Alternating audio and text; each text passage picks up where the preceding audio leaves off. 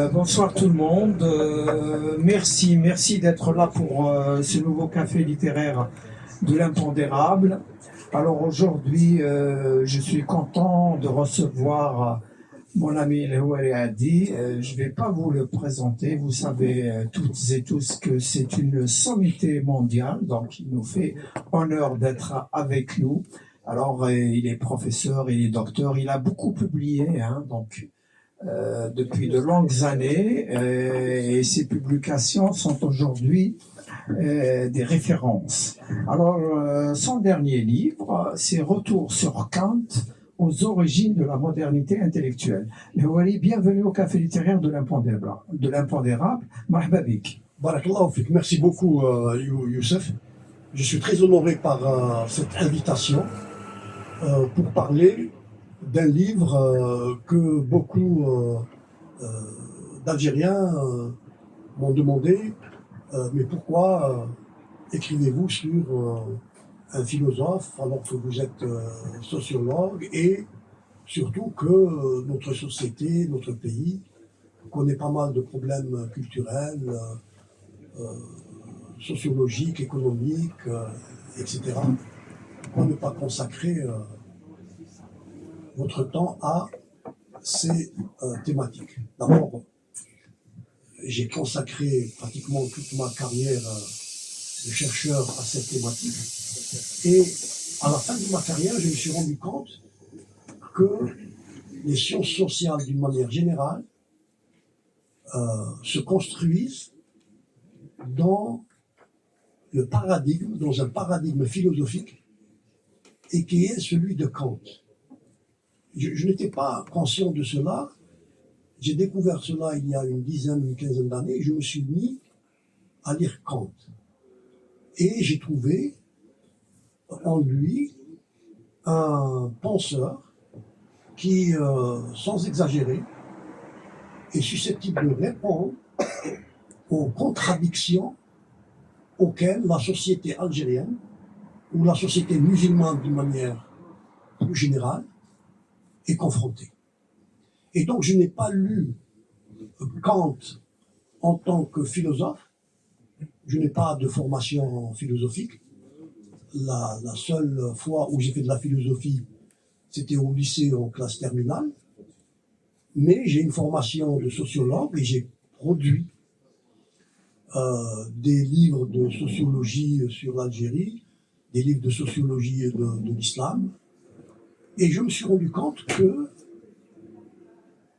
l'arrière-fond, l'arrière-plan épistémologique était de Kant. Et je vais vous expliquer de façon très très simple pourquoi Kant est important pour des sociétés comme les nôtres. Parce que les sociétés comme les nôtres sont aux prises avec les contradictions de la sécularisation. C'est quoi la sécularisation? La sécularisation, c'est le passage de la vie religieuse ou de l'expérience religieuse vécue publiquement à l'expérience religieuse vécue privativement. C'est ça la sécularisation. Et la sécularisation n'est pas contre la religion. La sécularisation, elle demande à ce que la religion soit une affaire privée. Et le penseur qui a vraiment justifié de façon rationnelle, et je vais essayer de l'expliquer, c'est Kant. C'est Kant. Et donc, ce qui m'a attiré le plus, c'est lui d'abord, c'est sa théorie de la religion et sa philosophie morale. Et d'ailleurs, les deux sont liés. La théorie de la religion et la philosophie morale chez Kant sont liés. Alors, comme je l'ai dit, étant moi-même issu, je crois que je peux me passer de micro. Est-ce que si je parle sur le micro, on va entendre? D'accord, il ne va pas m'entendre. D'accord. Je vais Fais un effort. je vais faire cet effort. J'aurais dû m'exercer avant de venir, mais bon, je peux. Alors, quand il explique qu'il y a une seule religion. Il y a une seule religion universelle. Et il y a un seul Dieu universel. Il y a une seule religion de l'humanité. Mais, puisque l'espèce humaine est diversifiée culturellement, les différentes cultures, les différents peuples ont différentes interprétations de la religion. Et ces différentes interprétations de la religion, Kant, il les appelle des cultes. Et il dit, il n'y a pas de religion chrétienne, il y a le culte chrétien. Comme il n'y a pas de religion juive, il y a le culte juif. Comme il n'y a pas de religion musulmane, il y a le culte musulman. Alors, pourquoi il fait cette différence? Il fait cette différence parce qu'il dit, l'être humain, l'homme, il est fait d'un bois tordu et il ne peut pas être du niveau de la moralité, de la sainteté divine. Et donc, l'homme ne peut pas être un religieux comme le demande la morale religieuse voulue par Dieu. Pourquoi? Parce que, premièrement, l'homme, il croit en Dieu, soit par crainte, et si on croit en Dieu par crainte, ce n'est pas une bonne croyance. Soit on croit en Dieu par intérêt. Et si on... Il dit, la religion demande à ce qu'on croit en Dieu, ni par crainte, ni par intérêt. Et l'homme ne peut pas vivre l'expérience religieuse sans que ce soit un culte. Et le culte est en deçà. Il est en deçà de ce que demande la sainteté divine. La deuxième grande idée qu'il y a chez Kant, c'est qu'il dit, nous ne faisons qu'interpréter la religion. On ne connaît pas la religion en soi. La religion universelle, le Dieu universel, le Dieu de l'humanité, on ne le connaît qu'à travers notre interprétation. Elle vient d'où cette interprétation? Elle vient premièrement de la culture, deuxièmement de notre anthropologie, et troisièmement de notre subjectivité. Et donc, c'est ça qui fait que l'idéal religieux, il est diminué, il est gâché. Mais quand il dit, c'est parce que l'homme est fait d'un bois tordu. Il est fait d'un bois tordu. Et donc, dans la pratique, il n'y a pas de religion chrétienne ou musulmane, il n'y a que le culte chrétien ou le culte musulman. L'homme n'a pas la capacité de s'élever au niveau de la sainteté divine que suppose la religion. Il faut être un saint. Il faut être un saint pour être au niveau de la demande de Dieu. Et quelle est cette demande? Dieu demande à l'homme d'être vertueux. Et l'homme est incapable d'être vertueux. Pourquoi? Parce que l'homme cherche son bonheur. L'homme ne cherche pas la vertu. Il cherche son bonheur. Et donc il ne peut pas être un saint, même s'il se déclare. Et ce qui est plus grave, c'est que parfois, il utilise la religion pour satisfaire un intérêt égoïste. Donc, si le vrai croyant, et quand il dit il n'y a pas de vrai croyant, je signale que le livre de Kant, je vous conseille de le lire, il est aisé à lire, c'est la religion dans les limites de la raison seule. Eh bien, la religion dans les limites de la raison seule a été interdite à la fin du XVIIIe siècle par les autorités protestantes.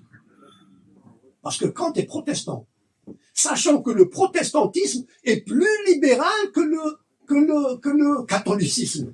Pour vous dire, parce que quand il explique dans ce livre qu'on ne peut pas être du niveau de Dieu ou on ne peut pas être du niveau de ce que demande Dieu. Et évidemment, les autorités religieuses n'acceptent pas cela. Parce que, alors que Dieu nous demande d'être vertueux, eh bien, nous recherchons notre bonheur. Nous recherchons notre bonheur en utilisant Dieu. Notre bonheur soit sur terre, soit dans l'au-delà. Il n'y a pas... Quand il dit « si la foi n'est pas désintéressée », c'est pas une foi sincère. Dès lors qu'elle est intéressée, elle n'est pas une foi. Et donc le culte est moralement inférieur à la religion. Il est une interprétation de la religion et c'est pourquoi il y a différentes interprétations de la religion. Regardez le nombre d'interprétations qu'il y a dans le catholicisme, dans le christianisme, aussi dans le judaïsme ou dans l'islam. Qui est le vrai chrétien? Qui est le chrétien le plus proche de Jésus? C'est le catholique ou le protestant?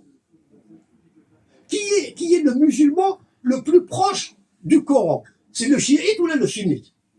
Et à l'intérieur des sunnites, il y a aussi différentes interprétations. Et à l'intérieur des chiites, il y a aussi des interprétations. Il n'y a que des interprétations. Il n'y a que des interprétations. Et tout le travail de Kant a été de démanteler l'interprétation médiévale de la religion. Je parle en Europe. Parce que concernant l'islam, on est encore dans l'interprétation médiévale de l'islam. Et c'est ça qui a fait que je m'intéresse à Kant. Parce que mon souhait et mon but, mon projet, c'est qu'il y ait une interprétation moderne de l'islam. Alors on me dira, mais est-ce que c'est possible? Bien sûr, parce qu'il n'y a que des interprétations. Le plus grand théologien musulman, il ne connaît pas l'islam plus que moi, plus que vous. C'est son interprétation. Alors vous allez me dire, mais quelle est la différence entre l'interprétation médiévale de la religion, et quand je dis de la religion, que ce soit christianisme ou judaïsme ou islam. Alors quelle est la grande différence entre l'interprétation médiévale de la religion et l'interprétation moderne de la religion? Et c'est là où on fait jonction avec la philosophie morale de Kant.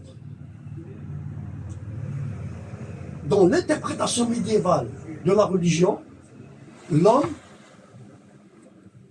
est un sujet. L'homme est un sujet de Dieu. Et quand il dit, c'est une fausse, c'est une interprétation erronée de ce que dit Dieu. Parce que si on dit que l'homme est un sujet de Dieu,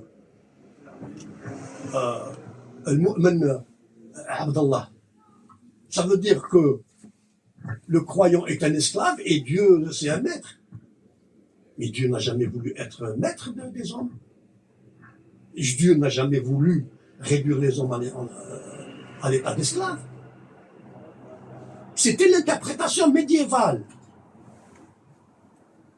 C'était l'interprétation médiévale qui construit une interprétation autour de Dieu. Mais Dieu, c'est une pensée. Dieu, c'est une pensée. Donc, l'ordre sociopolitique, socio-idéologique, il est théocentré. Il est centré autour de Dieu. Et quand il dit, mais c'est une interprétation erronée,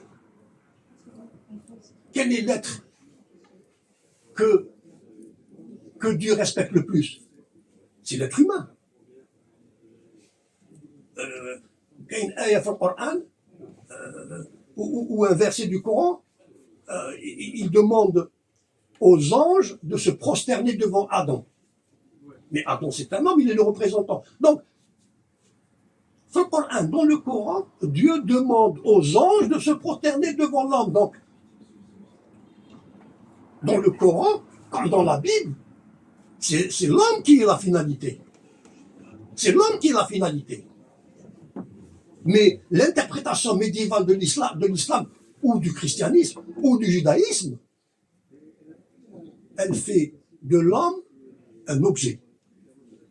Et c'est là où la philosophie morale de Kant intervient, parce que le postulat sur lequel est construite la philosophie morale de Kant, c'est que l'homme est une fin en soi. L'homme est une fin en soi. L'homme n'est pas un moyen. Donc, l'interprétation moderne de la religion est plus conforme à l'éthique divine que l'interprétation médiévale. Mais ça fait partie de l'histoire. Parce qu'il ne faut pas oublier que Kant, quand on parle de Kant, on parle de l'historicisme. Et Kant, il croit au progrès de l'histoire. C'est ça, l'historicisme. Il croit au progrès de l'histoire. Alors, il ne croit pas au progrès de l'individu. Il croit au progrès de l'espèce humaine. C'est l'espèce humaine qui fait des progrès. Voyez-vous?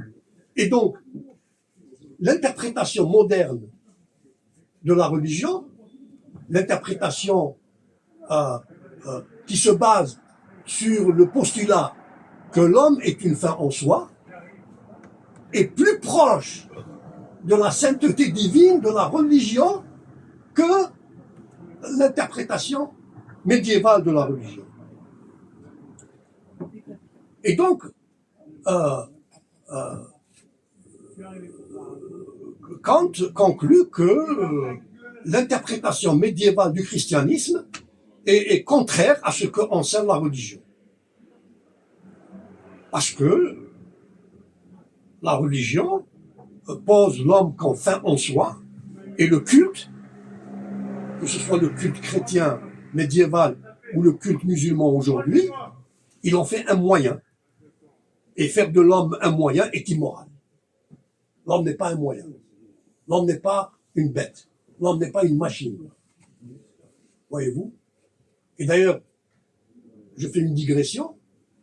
C'est sur cette base-là que Karl Marx critique la société capitaliste.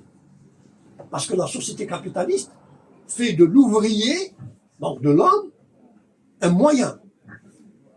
Et donc, Marx, il le dit, la société capitaliste viole quotidiennement l'impératif catégorique moral de Kant.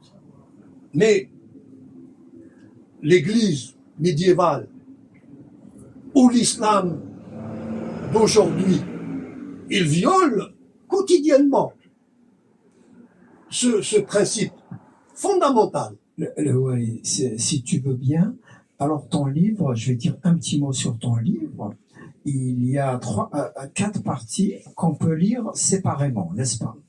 Donc, je vais donner les titres des parties. Alors, c'est morale et religion, marxisme et kantisme, économie et justice sociale, et puis donc kantisme et sciences sociales. Et donc, à la fin, il y a quand même une question, et j'aimerais que tu nous en dises un mot. Alors, sur le projet de paix perpétuel de Kant. J'allais en venir à la fin, mais oui, il fallait peut-être. Non, mais tu as raison. Il faut qu'on engage un débat. Avec, non, mais il fallait me dire. J'ai combien de temps? Oui, c'est pas grave. C'est pas grave.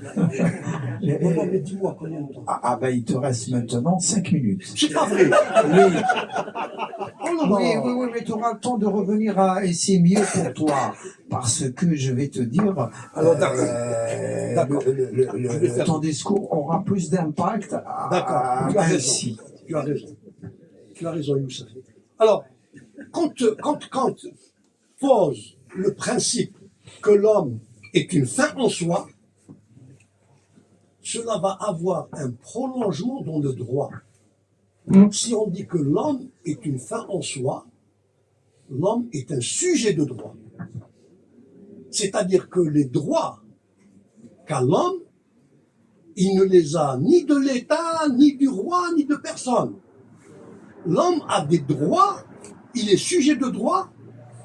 Quand un enfant est né, il a des droits imprescriptibles de la nature, ou pour les croyants, s'ils veulent, c'est des droits que lui a donnés Dieu.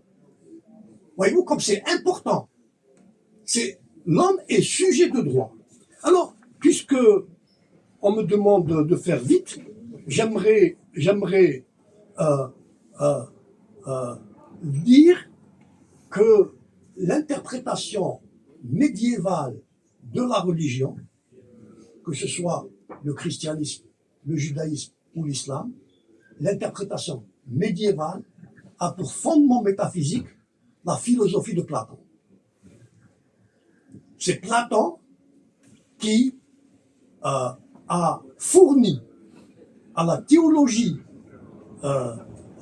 juive, à la théologie chrétienne, à la théologie musulmane, la rationalité du discours théologique. Parce que, et alors là, j'ai tout un chapitre, Platon, Kant et la sécularisation, pour ceux qui veulent le lire, donc je n'ai pas le temps de développer, mais Platon, sa philosophie, c'est quasiment une théologie. Platon, il dit que il y a un moteur premier, le moteur premier c'est Dieu, et nous les hommes, nous vivons dans une caverne, nous ne voyons que des ombres, mais la lumière, elle est à l'extérieur. Et pour connaître cette lumière, il faut utiliser la raison. Et les théologiens, ils disent, oui, il a raison, mais la raison, par Platon, il dit qu'avec la raison, on découvre Dieu. Et on découvre les lois qu'a voulu Dieu. Voyez-vous? Et donc, chez Platon, la science et Dieu convergent. C'est le même paradigme. Alors que chez Kant, non, la science et Dieu ne convergent pas. Ce qui converge, c'est la morale et Dieu. C'est ça qui converge. Alors, et Platon a eu une plus grande influence sur l'islam que sur le judaïsme et le christianisme. La philosophie de Platon, la métaphysique de Platon, est en meilleure cohérence. En meilleure cohérence. Et je vais vous donner 2 ou 3 preuves si j'ai du temps. Ce sont les hommes de science, dit Platon, donc les philosophes, qui nous font connaître la raison et qui nous font connaître Dieu, ou plutôt les paroles de Dieu et les lois de Dieu. Que dit l'islam? L'ulama, c'est eux qui connaissent le kalam. L'ulama. Il y a eu par la suite une déformation dans l'histoire de l'islam. Vous savez que dans l'islam, il n'y a pas de théologie. Allah ya haram. L'islam, c'est l'ilm. Donc l'islam est plus proche de Platon que du christianisme. Et il y a eu une déviation. L'ilm al-kalam, l'ulama, ils sont devenus des théologiens. Des théologiens dans la tradition chrétienne. Le deuxième point sur lequel il est évident que l'islam l'islam est plus fidèle à Platon que le christianisme, c'est que chez Platon, le monde intelligible, c'est-à-dire le monde de Dieu et le monde des hommes, il est séparé. Il n'y a pas de lien entre les deux. Et donc, le deuxième verset du Coran, etc., il sépare les deux. Alors que dans le christianisme, Jésus est fils de Dieu. Donc il n'y a pas de séparation. Il y a un lien. Et dans l'islam, c'est juste pour dire que la métaphysique de la théologie médiévale est platonicienne. Et la métaphysique de l'idéologie, de l'interprétation moderne de la religion, elle est kantienne. Alors, mon précédent livre, c'était justement il portait sur ce thème, la crise du discours religieux musulman, et le sous-titre c'est le nécessaire passage de Platon à Kant. Il est nécessaire de reconstruire la théologie musulmane sur la base de la métaphysique de Kant. Voilà en conclusion, je dirais que en conclusion, quelle est la différence fondamentale entre Platon et Kant? Eh bien, la différence fondamentale, c'est que chez Platon, Dieu regarde les hommes, bon, il nous regarde avec une jumelle ou je sais pas, mais il nous regarde. Il nous regarde et il note toutes les fautes ou tous les péchés que nous commettons. Chez Kant, c'est l'homme qui regarde Dieu. C'est l'homme qui regarde Dieu et c'est l'homme qui interprète Dieu selon sa culture, selon sa subjectivité, etc. Voyez-vous, dans un cas, on a un monde théocentré et dans l'autre, on a un monde anthropocentré. Voilà, je vous remercie. J'espère que je ne vous ai pas... Merci. Merci. Pardonnez-moi de t'avoir un peu secoué, mais bon. Alors, maintenant, je donne la parole à nos amis dans la salle. Et je dirais que les questions seraient mieux si elles étaient concises et brèves. Merci. Alors, Wale a dit bienvenue au café littéraire de l'Impondérable, un café littéraire quasi légendaire de notre ami Youssef Zirem. Alors, merci pour... J'ai préparé 6 petites questions. Rapidement, vas-y, rapidement. C'est pas tous les jours qu'on a le Wale à 10. Oui, mais il y a des gens qui voudraient répondre. Je sais.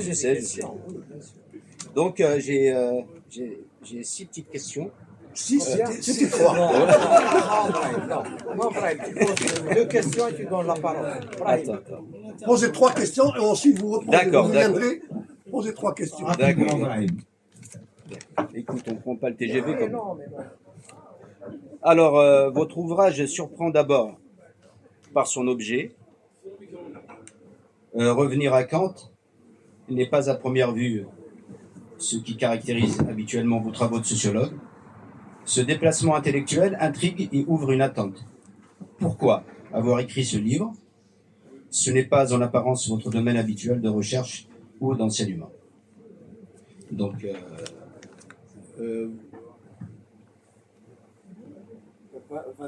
Je réponds. oui, répondez. Non, je crois avoir déjà répondu à cette question Très bien. en disant que ce qui m'a intéressé chez Kant, premièrement, bon, j'ai pas eu le temps de le développer, mais pour ceux qui liront le livre, ils le verront. Il a la philosophie de Kant, elle se distingue par 3 éléments. Le fondement du savoir, la morale et l'esthétique. Et donc la morale, c'est relatif à la religion. Et donc ce qui m'a intéressé, c'est Kant, en dehors du fait de la théorie du savoir, c'est surtout la théorie de la religion, du fait que moi-même, je suis originaire d'une société en voie de sécularisation, et je pense que si les étudiants algériens ou musulmans lisaient Kant, ça aiderait le processus de sécularisation et ça le ferait avancer sans violence. Alors, votre ouvrage montre que la pensée kantienne ne se limite pas à la morale ou à la métaphysique. Elle irrigue aussi les débats politiques contemporains. En relisant Kant, à travers Rawls et la tradition social-démocrate, vous suggérez que son héritage peut encore structurer notre réflexion sur la justice et l'égalité. En quoi la pensée kantienne peut-elle encore éclairer les débats actuels sur les inégalités économiques et la justice sociale? Je crois que vous avez lu le livre. Oui, non, c'est important et c'est ce que j'ai essayé de... Kant a eu une influence considérable sur la culture européenne.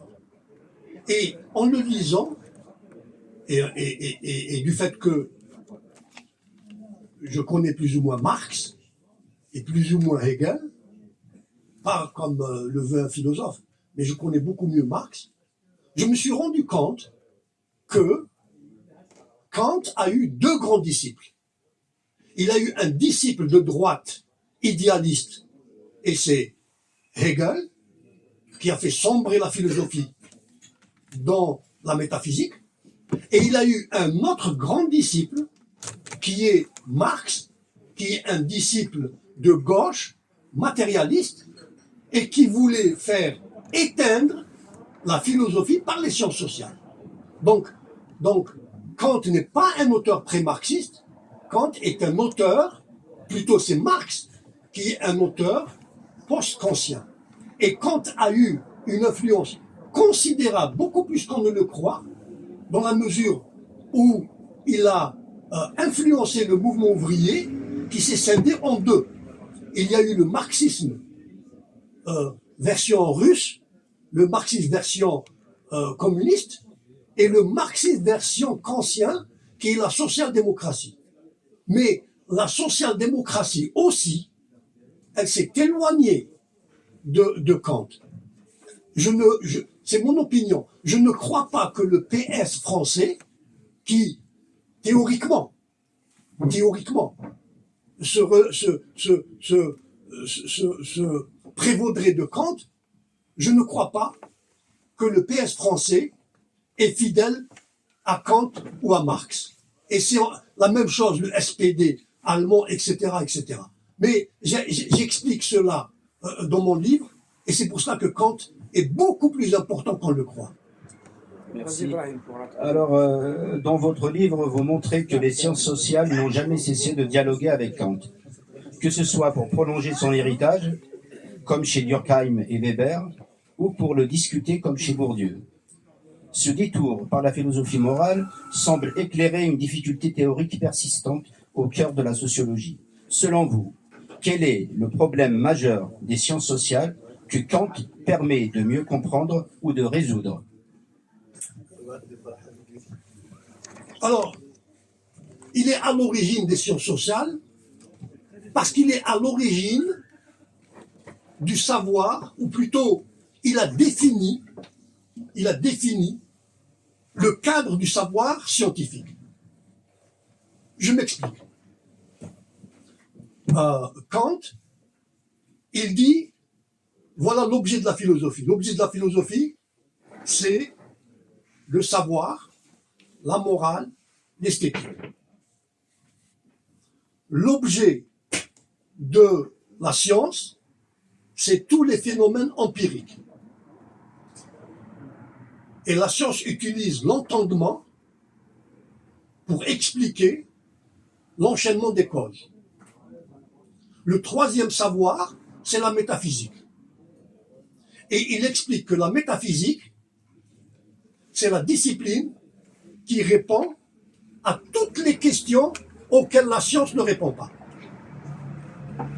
La métaphysique est une discipline spéculative, rationnelle, qui utilise la raison et qui répond, ou plutôt qui prend en charge des objets qui ne sont situés ni dans l'espace ni dans l'histoire.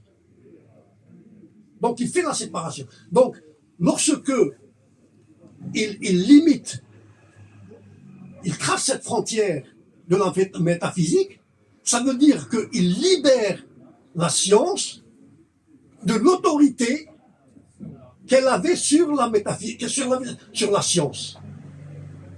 Et donc, quand il libère la science de la domination métaphysique. Mais les commentateurs, les spécialistes de Kant se sont focalisés sur son apport aux sciences de la nature, aux sciences physiques. Et c'est seulement au milieu du 19e siècle qu'on s'est rendu compte qu'il y a une sociologie de la pensée humaine chez Kant. Et donc, c'est à partir de la moitié du 19e siècle qu'on s'est rendu compte que Kant est indispensable pour les sciences sociales. Et les sciences sociales reçoivent leur impulsion de la philosophie, de la théorie du savoir de Kant. Voyez-vous? Parce que il parle de l'insociable sociabilité. Il dit, l'homme est insociable. L'homme est insociable. Mais il ne peut pas vivre en dehors de la société. Voilà la contradiction. Il dit, l'homme est une fin en soi. Il n'est pas un moyen. Mais la société n'existerait pas s'il n'était pas un moyen. Quand je vais acheter une baguette de pain, le boulanger, il me prend pour un moyen. Je suis son client. Mais moi aussi, je le prends pour un moyen. Il me vend du pain. Et il dit donc, la société ne peut pas exister sans cette contradiction. Et donc, l'insociabilité est au cœur de la sociologie. Durkheim, son grand problème, c'était l'anomie. C'est quoi l'anomie? C'est lorsque quelqu'un n'obéit pas aux normes de la société. Et donc, c'est l'insociabilité. Max Weber, son problème, c'était l'associabilité. Et il résout le problème par les valeurs dans lesquelles nous devons croire, et ces valeurs sont le fondement au fondement de la conscience, et ils sont le fondement du groupe social, au fondement de la communauté, de la société. Et Bourdieu, c'est la même chose. 3 livres de Bourdieu, 3 livres, comportent le mot pratique. Or, le mot pratique, c'est un concept de Kant.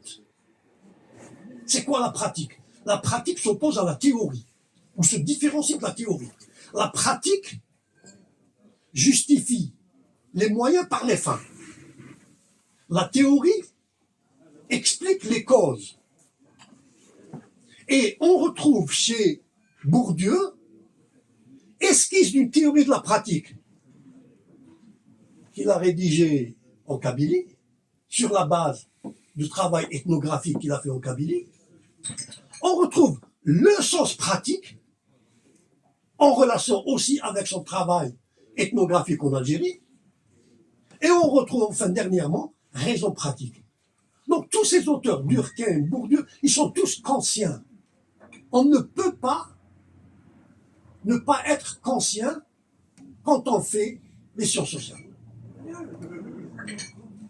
Oui, monsieur. Oui, d'accord, Mohamed. Le monsieur là, au fond.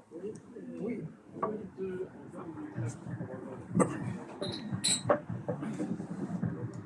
Merci Louali pour cette intervention. J'aimerais bien rebondir sur le dernier passage de ton intervention. Tu as invité le monde musulman à revenir à Platon pour aller vers Kant. Est-ce que tu ne penses pas que ce passage devrait passer par un détour, à savoir à Averroès? Très bonne question. Voilà. Très bonne question. Voilà. Vous avez une question dans le même sens. Ah oui. Allez-y, posez-la, posez-la. Non, justement, j'avais une question dans le même sens. C'est comment est-ce que la philosophie de Kant peut être mise en dialogue ou en dissonance avec le dipôle Razali, Ibn Rushd et Ibn Sina, et quel peut être son apport décisif dans cette logique-là aux sociétés d'islam? Excellente question. Question d'ailleurs que j'ai traitée dans mon précédent ouvrage, La critique du discours religieux musulman. L'hypothèse que je fais, et qui est contestée par beaucoup d'orientalistes, mais bon, pour moi l'orientalisme, c'est une perspective,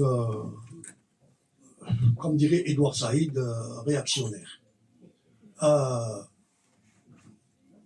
philosophie musulmane qui était vigoureuse avec le Kindi, avec Avicenne, avec le Farabi, était très vigoureuse, a été assommée par la théologie, par les théologiens, depuis Tahafut al-Falasifa de Razali, et depuis, et la philosophie a disparu. Et qu'est-ce qui a continué d'exister dans le champ intellectuel musulman? C'est le fiqh. Et le fiqh, c'est rigide, c'est le droit, confondu avec la charia, alors que la charia et le fiqh sont deux choses différentes. Et le soufisme. Et c'est quoi le soufisme? C'est le néoplatonisme c'est Plotin, c'est le mysticisme. La philosophie a cessé avec Averroès. Et Averroès est l'un des plus grands philosophes du Moyen-Âge. Il a eu une influence considérable en Europe jusqu'au XVIIe, XVIIIe siècle. Et je n'ai trouvé aucun indice que Kant a lu Averroès, mais Kant est célèbre par la séparation qu'il fait entre la raison théorique et la raison pratique. Et vous savez que cette séparation, elle existe chez Ibn Rushd. La double vérité. Ibn Rushd dit, la vérité scientifique est différente de la vérité morale. Ce sont deux vérités différentes. C'est ce que dit Kant. Ibn Rushd est un précurseur de Kant. Mais parce que la théologie a pris le dessus sur la philosophie qui a disparu, eh bien, on n'a pas eu de disciples d'Averroès qui auraient pu être des penseurs comme Kant. C'est pour ça qu'il faut revenir à Averroès pour le féconder, pour le prolonger. Oui, Samia.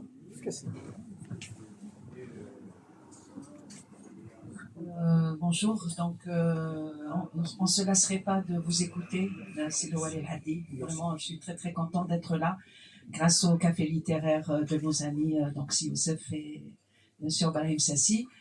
Moi, je ne vois pas l'inconvénient, c'est-à-dire quand on est sociologue, qu'on puisse aussi s'intéresser à d'autres disciplines. La coupure entre les disciplines scientifiques n'a pas de raison d'être. Ça pour ma première question. Deuxième question, l'explication, on va dire, de l'interprétation médiévale de l'islam. Est-ce que c'est du fait colonial qui dure depuis des siècles?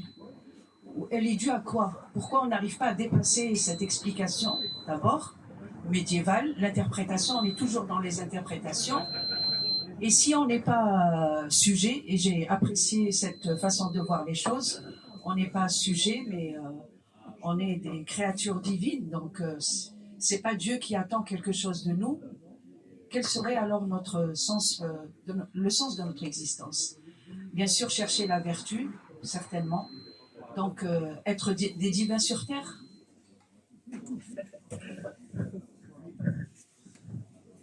Non, l'interprétation médiévale de l'islam a existé à une période historique de l'histoire de l'islam, c'est-à-dire le Moyen-Âge, c'est-à-dire comme l'interprétation médiévale du christianisme, comme l'interprétation médiévale du judaïsme. C'est l'histoire. Et l'histoire, dans l'histoire, il y a des coupures, il y a des progrès, il y a des avancées, il y a des stagnations. Cette interprétation médiévale de l'histoire n'a rien à voir avec le colonialisme. Parce que elle était déjà dominante avant le colonialisme. Il est vrai que, si je prends le cas de l'Algérie, que nous connaissons mieux, la domination coloniale n'a rien fait pour moderniser l'Algérie. Elle n'a rien fait. Voyez-vous, pour moderniser l'Algérie, pour former les Algériens. Je rappelle qu'il y avait moins de 10% d'enfants scolarisés en 1954. Voyez-vous? Et donc, la question du dépassement de l'interprétation médiévale, elle se pose aujourd'hui. La société musulmane, et la société algérienne en particulier, est en train de se séculariser, même si on ne le voit pas. Il y a des jeunes filles qui portent le hijab, mais qui ont un mode de vie plus sécularisé qu'on ne le croit. Voyez-vous, donc il ne faut pas se focaliser sur un signe extérieur. La société en Algérie, au Maroc, en Tunisie, elle est en train de se séculariser. Mais la sécularisation c'est un long processus. La dynamique est enclenchée. Par contre, les États ne sont pas en train d'accompagner cette sécularisation.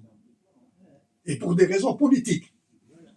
Je m'explique, vous allez me dire, mais comment l'État pourrait? Eh bien, l'État pourrait accompagner cette sécularisation en promouvant une formation de théologiens musulmans, d'étudiants en théologie, mais qui apprennent les langues étrangères, qui apprennent la philosophie, qui apprennent les sciences sociales, etc., etc. Et tant qu'on n'a pas des ulama, disons théologiens, qui connaissent l'histoire, qui connaissent la philosophie, qui connaissent, etc., on ne peut pas, l'État ne peut pas accompagner la sécularisation. Mais la sécularisation est en marche.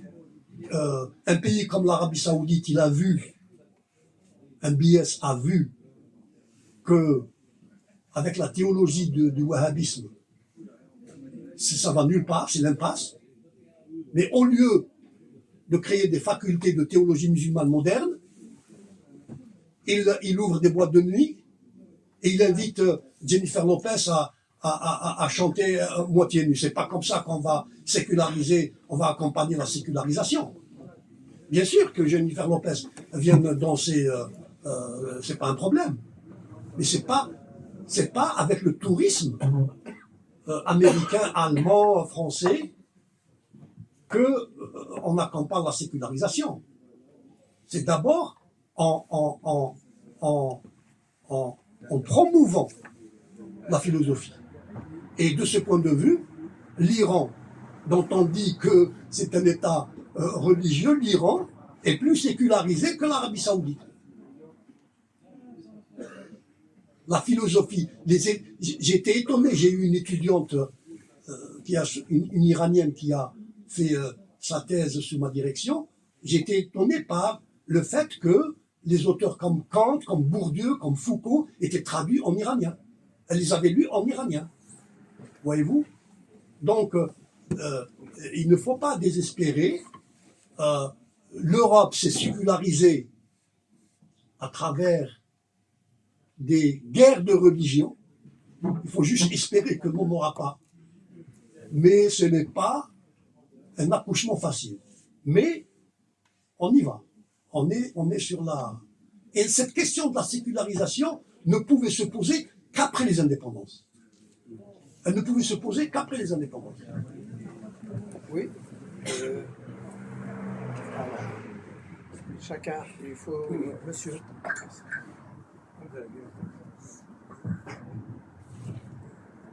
Oui, bonjour à tous. Bonjour, cher.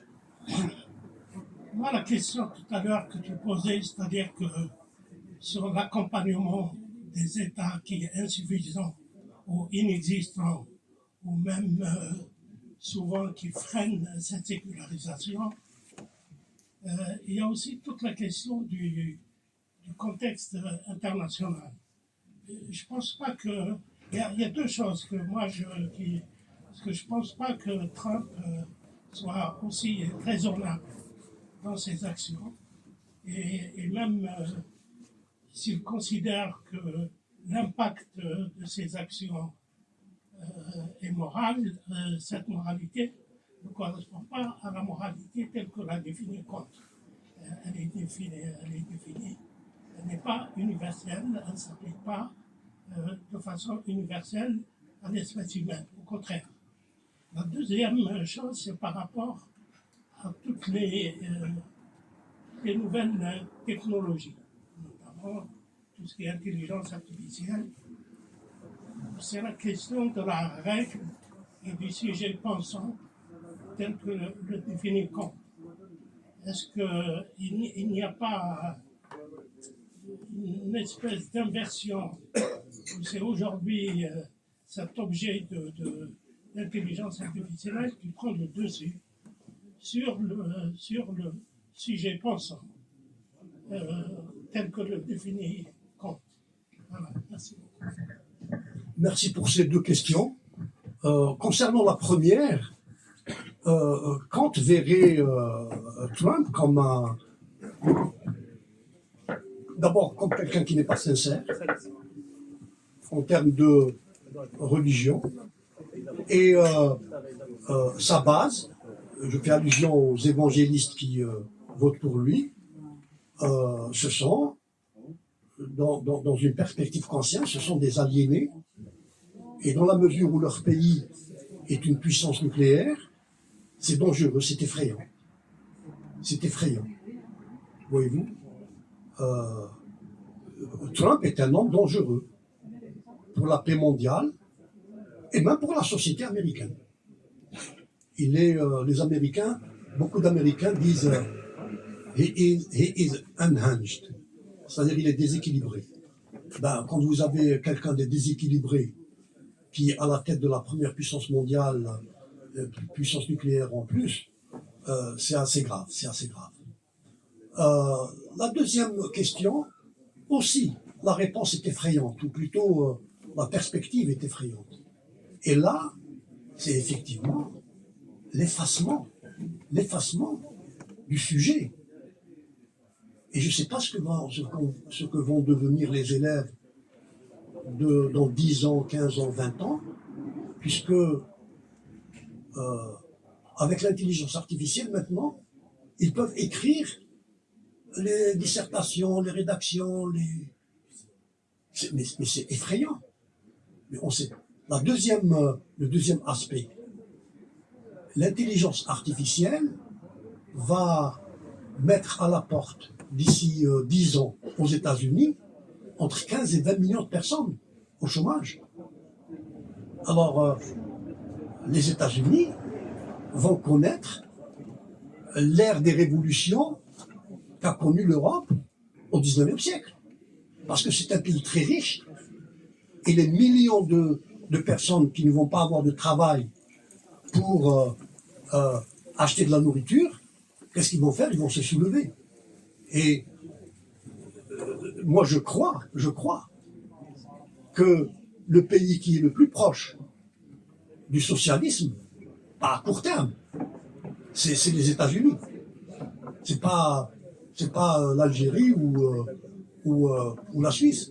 C'est là où les contradictions vont éclater. Et il y a déjà un mécontentement, n'est-ce pas, avec 40 000 milliards de dettes. Les États-Unis produisent 20 000 milliards par an. Ils ont 40 000 milliards de dettes. Et ces 40 000 milliards de dettes, ils ne peuvent pas les rembourser. Ils ne peuvent pas les rembourser, ça va. Le système va tôt ou tard. D'ailleurs, le système s'est quasiment effondré en 2008. Et c'est l'État qui a sauvé les banques privées. Eh bien, le Wall Street Journal, qui est le journal du capitaliste, à cette époque, avait reproduit la photo de Karl Marx en première page, avec comme titre « Et si ce monsieur avait raison ?» Voyez-vous? Donc, le problème, c'est que le capitalisme, aujourd'hui, qui est devenu rentier, il crée des richesses immenses, mais en même temps, il y a une très grande pauvreté, y compris aux États-Unis. Et c'est ça. Et l'intelligence artificielle, en détruisant les emplois, va créer une situation révolutionnaire dans le sens de Marx. À mon sens, l'intelligence artificielle est une opportunité. Pourquoi? Parce qu'elle va réhabiliter la pensée humaine. C'est un outil qui est disponible et il va réhabiliter les humanités. Parce qu'aujourd'hui, la connaissance de la technicité dans son détail, elle est disponible et à la portée de tous. Par contre, la mobilisation de cet outil nécessite une pensée globale, une pensée qui mobilise les humanités, la sociologie, la philosophie, etc. Donc c'est le système éducatif qui devra très rapidement s'adapter pour permettre à l'humain de surplomber l'intelligence artificielle et de garder sa centralité. C'est ça l'enjeu, à mon avis, aujourd'hui, c'est de garder l'homme au centre, de lui permettre d'être pas l'objet, pas l'utilisateur, mais à la fois le concepteur et le... Voilà. Et moi, je pense que c'est vraiment une opportunité. Je suis d'accord avec vous, mais je donnerai un autre mot que socialisme. Nous sommes à un moment de bifurcation pour l'humanité. Ou bien nous rentrons dans une dystopie. Et la dystopie, elle est là. Hein. Je vais renvoyer l'Iran à la préhistoire. Remplacer Iran par humanité, et le mot est juste. C'est-à-dire que Trump, il dit texto, Trump, c'est pas un individu. Trump, c'est une force montante de l'impérialisme. C'est quelque chose de nouveau qui est en train de se réaliser. Ils veulent renvoyer, tout de suite, je termine, ils veulent renvoyer une grande partie de l'humanité à l'état d'animalité. Et ça, c'est la dystopie. Mais il y a une utopie qui est aussi à notre portée, c'est celle du communisme. C'est celle de la société communiste. Je ne parle pas du communisme Union soviétique, etc. Non, je parle de la société communiste. Et c'est dans ce sens où Marx et Engels ont été des visionnaires et ils ont raison. Ça, c'est quelque chose que nous devons réfléchir et penser très rapidement, et parce que c'est ça le nouveau de la pensée progressiste, à mon avis. Voilà ce que je voulais dire. Non, je trouve que votre commentaire est à propos, il est... Dernière question. Vas-y, on va prendre deux questions et puis on va faire la dédicace. Non, j'ai apprécié ce que vous avez dit, je n'ai pas... Mais c'est une opinion personnelle. Moi, l'intelligence artificielle me fait peur. Oui. Les métiers à tisser, les métiers à tisser faisaient peur aussi. Hein? Non, mais vous avez raison. Vas-y, Karim. Monsieur a dit, les métiers à tisser aussi faisaient peur. Pardon? Les métiers à tisser aussi faisaient peur. Là, c'est différent. C'est différent. Oh là là. Oh. Karim, vas-y. C'est différent. Ouais. Vas-y, Karim. Mais Wally, déjà merci pour cette présentation très intéressante. Merci aussi à Abdel Youssef pour cette animation. Alors j'ai une question, Wally, sur un mouvement qu'on voit de plus en plus en Occident et qui, j'ai l'impression, dialogue avec le fond intellectuel de votre démarche. Et ce mouvement, on le retrouve chez, par exemple, je ne sais pas ce que vous avez lu, Emmanuel Todd, son dernier livre, La défaite de l'Occident, et dans laquelle il place au centre de cette défaite occidentale face à un nouveau, on va dire, monde oriental, évidemment, conduit par la Chine et la Russie et les BRICS, il place la défaite de l'Occident dans la perte des derniers substrats du christianisme. C'est-à-dire que pour lui, le mouvement de sécularisation, poussé jusqu'au bout de sa logique, a vidé, a démoralisé complètement l'Occident et donc a conduit à sa défaite. C'est vraiment l'idée centrale de son livre et de sa thèse qui est reprise partout. Alors que dans votre livre, et même dans le précédent, vous parlez d'un monde musulman qui se dirige vers la sécularisation. Donc, la question que je vous pose, c'est le lien entre la religion et la morale et la sécularisation. C'est-à-dire, dans un Occident affaibli, selon des penseurs comme Todd, par ce mouvement de sécularisation poussé au bout de sa logique, où est la place de la morale?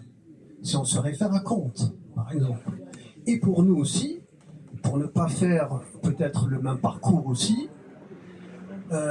tout en ayant à l'esprit l'arrière-fond religieux et donc moral dans nos sociétés, comment faire pour accompagner ce mouvement de sécularisation sans tomber dans les travers de la démoralisation ou de la moralisation, c'est-à-dire d'une société sans morale. Non, c'est intéressant ce que vous dites. Et ce qu'écrit Emmanuel Todd aussi est intéressant, mais ce que je retiens de ses écrits et de sa pensée, et là beaucoup de gens seraient d'accord avec lui, c'est que l'Occident est en train de perdre sa centralité. L'Occident est le centre de l'univers depuis le XVIe, XVIIe siècle. Et l'Occident est en train de perdre sa centralité, notamment avec l'émergence de la Chine et d'autres pays vont suivre. D'autres pays vont suivre. Mais l'autre aspect de votre question, moi je trouve que Todd et même vous-même, vous êtes un peu pessimiste. Parce que quand on lit Kant, Kant ne dit pas que la morale provient de la religion. Quand il écrit, je le cite dans mon livre, et je cite les références. Quand il dit, ce n'est pas la morale qui découle de la Bible, c'est la Bible qui découle de la morale. C'est-à-dire que même lorsque la Bible va disparaître, il y aura la morale. La source de la morale, ce n'est pas Dieu, c'est l'homme. L'homme a une conscience. C'est parce que Dieu est une pensée. Et c'est l'homme qui pense Dieu. Et donc, la source de la morale, c'est l'homme. Mais évidemment, avec ses traits anthropologiques sociabilité, intéressé, égoïste, pathologiquement conditionné comme dit Kant, mais je pense que on s'en sortira. Maintenant, quel va être l'après-Occident?